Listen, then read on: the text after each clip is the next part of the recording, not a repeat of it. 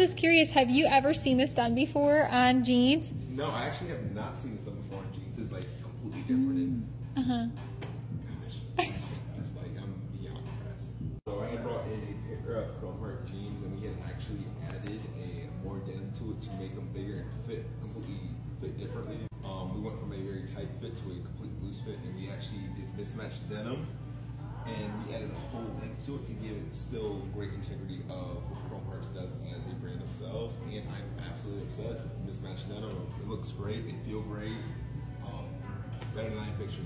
I was actually recommended by a good friend of mine. Shout out Brendan. He recommended me. I said I need a tailor. He said, well, try these two. They got me in. They took care of me, and they were just very nice overall. So I recommend them, and shoot, I'll be recommending you guys to a lot of different people as well.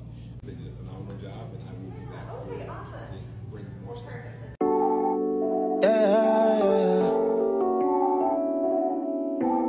Baby, come and talk to me.